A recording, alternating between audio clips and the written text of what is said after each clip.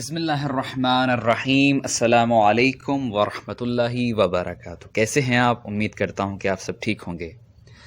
ناظرین کرام، آج ہم ایک پاکستانی شیعہ کہ جو یہ سمجھتا تھا کہ دنیا شیعت میں اگر اہل بیت پر کوئی قوم سب سے زیادہ خرچ کرنے والی قوم ہے تو وہ پاکستانی قوم ہے، لیکن سن 2015 میں جب وہ عراق کا سفر کرتا ہے، اربعینیہ کے موقع پر کربلا میں آتا ہے اور یہاں کے انتظامات کو دیکھتا ہے تو وہ کیا سوچتا ہے، اس کا خیال کس طرح سے بدل جاتا ہے اور وہ کس طرح سے پاکستان میں جا کر انٹرویو دیتا ہے اور تمام انتظامات کو بتاتا ہے۔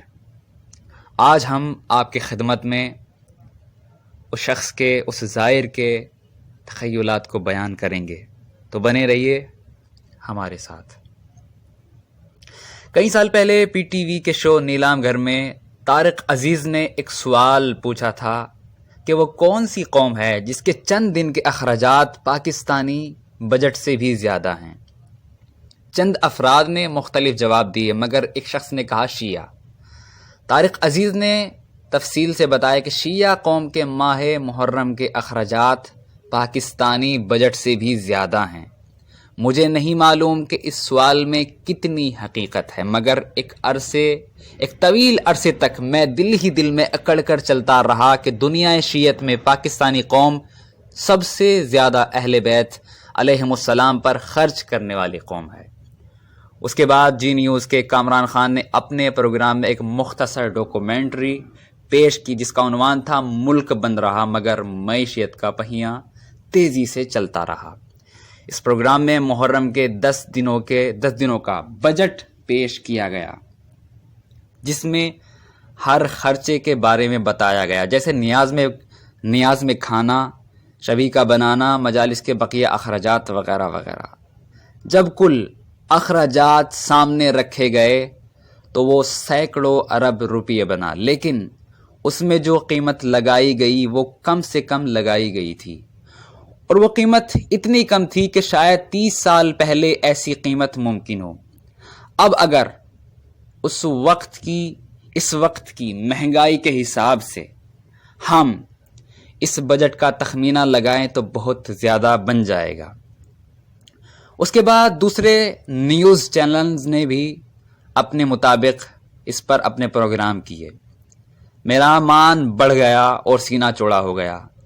سن 2010 میں عاشورہ عراق میں کرنے کا اتفاق ہوا۔ عراقی اخراجات دیکھے مگر پھر بھی مجھے مطمئن نہ کر سکے کہ یہ پاکستان سے آگے ہیں۔ پاکستان پھر بھی میری نظر میں سر فہرست رہا۔ یہ بات الگ ہے کہ عراق کو دوسری پوزیشن مل گئی۔ سن 2015 میں اربعین پھر سے عراق میں کرنے کا اتفاق ہوا۔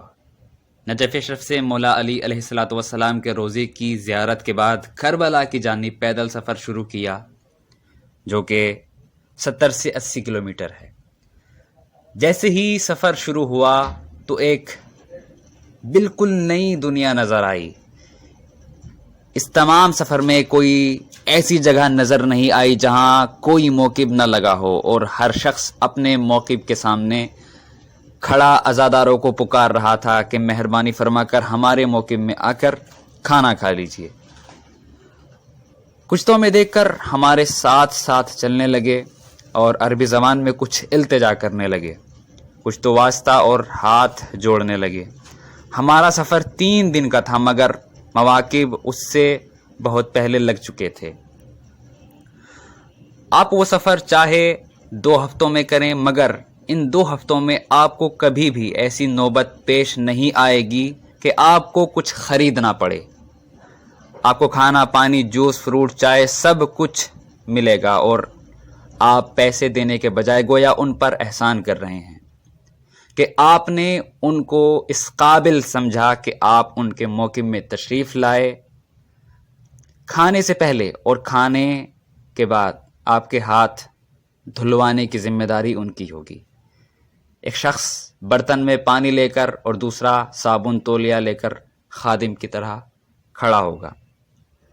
آپ کو کچھ فاصلے پر انٹرنیٹ مل جائے گا تاکہ آپ اپنے دوست احباب سے رابطہ کر سکیں۔ موبائل چارجنگ کی سہولت، موچی اور نائی کی دکانیں آپ کے لیے کھلی ہوں گی۔ آپ کا جوتا چل کر ٹوٹ جائے تو آپ صحیح کروا سکتے ہیں۔ اگر آپ تھک گئے ہیں تو آپ کی ٹانگوں کا مساج بھی ہو سکتا ہے۔ اگر سونا چاہتے ہیں تو موقع میں آپ کے لیے بالکل نئے گدے، تکیا اور کمبل موجود ہیں۔ عراق کے کچھ قبائل کا رواج ہے کہ جب وہ اپنی بیٹی کو شادی پر جہیز دیتے ہیں تو اس جہیز کے سامان کو استعمال نہیں کیا جاتا، بلکہ وہ سامان اربعین کے دنوں میں موقع میں رکھ دیا جاتا ہے تاکہ آنے والے زائرین انہیں استعمال کریں، اور جب اربعین ختم ہو جاتا ہے تو اس سامان کو وہ اپنے گھروں میں استعمال کرتے ہیں۔ اس وقت کے دوران آپ کو کچھ پریشانی نہیں ہوتی، بلکہ آپ کو ایسا محسوس ہوتا ہے کہ آپ کسی امیر ترین ریاست کے بادشاہ ہیں اور آپ کے ہزاروں خدام ہمہ وقت آپ کی خدمت کے لیے تیار رہتے ہیں۔ یہ سب دیکھ کر میرے ذہن میں جو خیال تھا کہ پاکستانی قوم اخراجات میں اول نمبر پر ہے، پاکستانی قوم اہل بیت علیہم السلام پر سب سے زیادہ خرچ کرنے والی قوم ہے، وہ ایک ریت کی عمارت کی طرح دھڑام سے گر گئی، کیونکہ ہماری قوم تو عراقی قوم کے مقابلے میں کچھ بھی نہیں ہے۔ آپ سے آپ کی شناخت نہیں پوچھی جائے گی، آپ سے نہیں پوچھا جائے گا کہ تم مسلمان بھی ہو یا نہیں، مسلمان ہو تو شیعہ ہو یا نہیں۔ آپ پہنچ گئے، آپ ان کے مہمان ہیں۔ کربلا پہنچ کر اگر آپ کے پاس ہوٹل کا کمرہ نہیں ہے تب بھی مسئلہ نہیں ہے۔ ایک طویل قطار میں عراقی کھڑے نظر آتے ہیں جو فوراً زائر کے پاس آ کر پوچھتے ہیں کیا تمہارے پاس رہائش کا بندوبست ہے؟ اگر نہیں تو میرا گھر حاضر ہے، مجھے مہمان نوازی کا شرف بخشو۔ اگر آپ نے قبول کر لیا اور گھر پہنچ گئے تو گھر کے افراد فخریہ طور پر گلی محلے میں چلتے ہیں کہ آج ہمارے گھر امام حسین علیہ الصلوۃ والسلام کے زائر مہمان ہیں، اور ان کے دوست احباب ان کی قسمت پر رشک کرتے ہیں، اور پھر ان کے گھر میں جا کر زائر سے ملاقات کرتے ہیں اور کل کے دن کی دعوت دیتے ہیں کہ آپ ہمارے مہمان بنو۔ یہ ہے عراقی قوم کا ایک روشن پہلو۔ آپ حضرات ایک بار عراق میں اربعین ضرور کرے، چاہے آپ کسی بھی مذہب، کسی بھی مسلک سے ہو۔ پھر آپ کو احساس ہو جائے گا کہ شیعہ قوم کتنا خرچ کرتی ہے اور کس طرح سے زائرین کی خدمت کرتی ہے۔ دوستو پوری دنیا کے لوگ، پوری دنیا میں کھانے کے لیے لوگ دوسرے لوگوں کے پیروں میں گرتے ہیں، لیکن عراق میں اربعین کے سفر میں یہاں میزبان، یہاں کھلانے والے زائرین کے پیروں میں گرتے ہیں اور کہتے ہیں پلیز ہمارا کھانا کھا لیجیے، ہمارے یہاں کھانا کھائیں اور ہمیں شرف بخشیں۔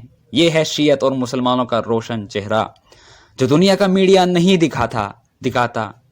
اسی لیے دوستو اس ویڈیو کو زیادہ سے زیادہ شیئر کریں تاکہ ہر ہندو، ہر مسلمان، ہر عیسائی اس کو دیکھیں اور امت مسلمہ کا یہ روشن چہرہ پوری دنیا کے سامنے جائے۔ والسلام علیکم ورحمۃ اللہ وبرکاتہ۔